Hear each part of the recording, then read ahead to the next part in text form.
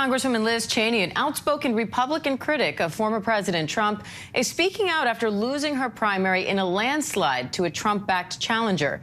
Cheney is now launching a political organization aimed at keeping Trump out of the White House, and she says she's even considering a run for president herself. But for her last few months in office, she says her priority is wrapping up her work on the House committee investigating the January 6th attack on the Capitol. Chief Washington correspondent Jonathan Karl sat down with Cheney in that committee hearing room where she says she would not rule out calling the former president to testify. Any regrets? No regrets. You know, I feel sad about where my party is. I feel sad about the way that too many of my colleagues have responded to what I think is a great moral test and challenge of our time. A great moment to determine whether or not people are going to stand up on behalf of the democracy and on behalf of our republic. What does your defeat say about Trump's hold on the Republican Party? So I think, one, it says that people continue to believe the lie. They continue to believe what he's saying, which is very dangerous.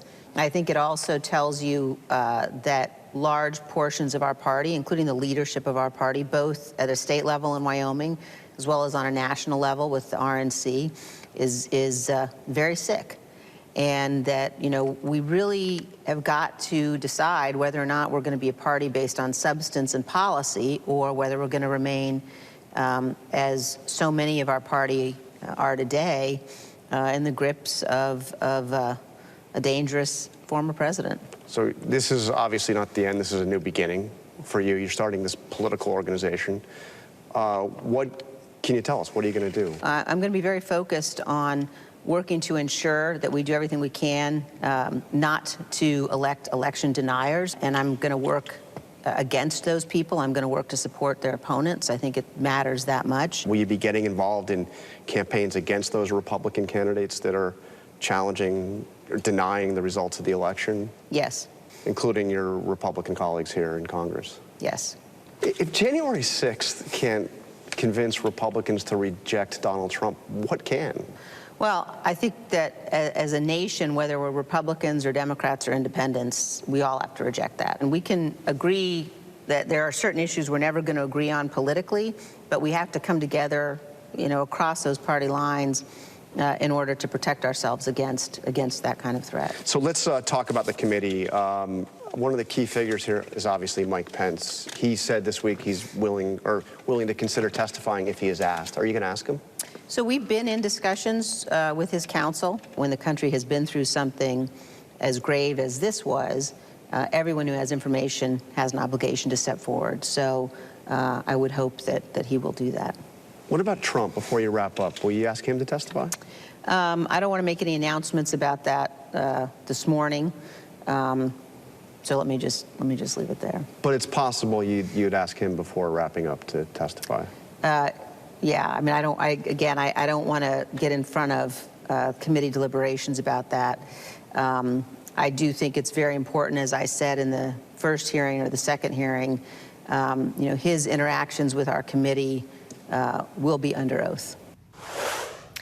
Thanks to John Karl for that interview. Let's bring in ABC News investigative reporter Katherine Faulders along with ABC News legal contributor Kim Wehle for more on that. Katherine, that definitely wasn't a no from Cheney to that last question by John as to whether the committee would call former President Trump to testify. How realistic is it that that would actually happen?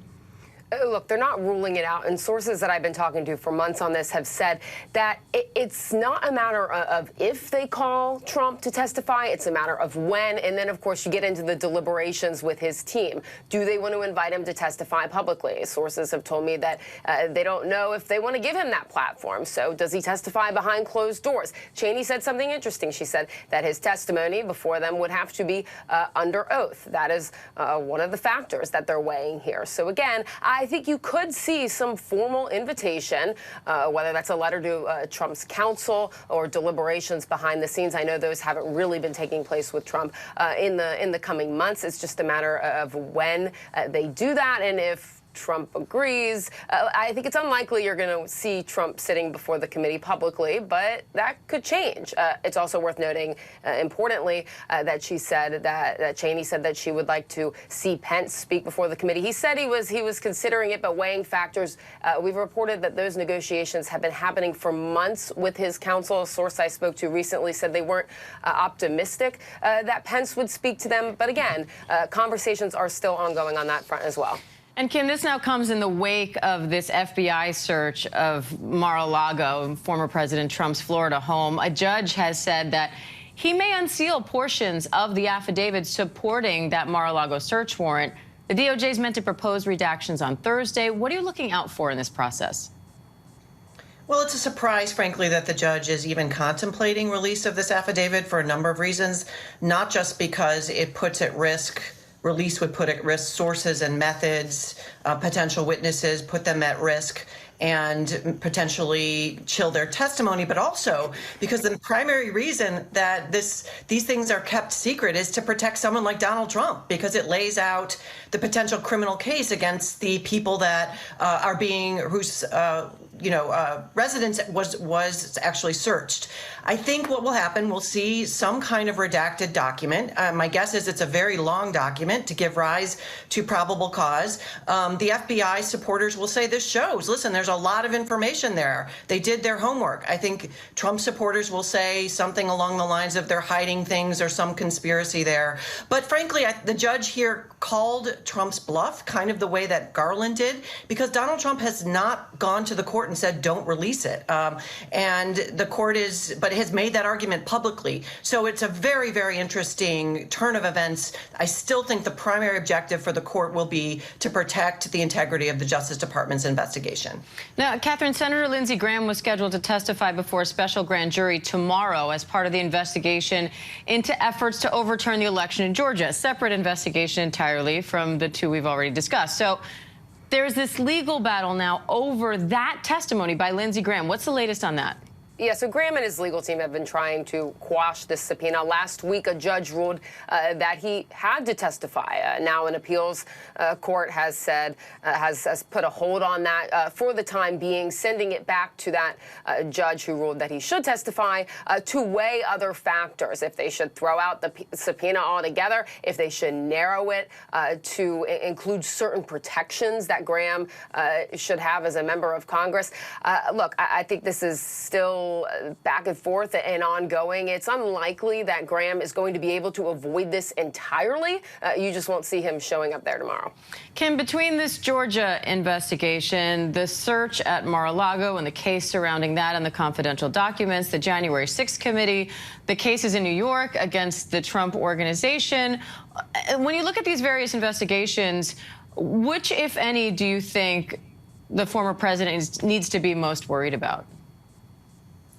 Well, it looks like the state investigation in Georgia is proceeding apace. It's at a fast clip, and that's not controlled by the Justice Department, just so people understand. That's a state, Georgia state prosecution. I think for the American people, the most serious one, in addition to January 6th, we all lived through that, really is what is going on in Florida, because the question really is not so much, in my mind, what did the Justice Department FBI do, but what happened? Why did Donald Trump have these documents? Were they shared with, foreign adversaries, for example? How unsafe potentially is the American people by virtue of these documents being taken out of the coffers of the federal government? So many pieces going on. I should just note, as far as Donald Trump testifying before January 6th, we can't forget that he invoked the Fifth Amendment privilege against self-incrimination 440 times in the civil case involving financial transactions in New York.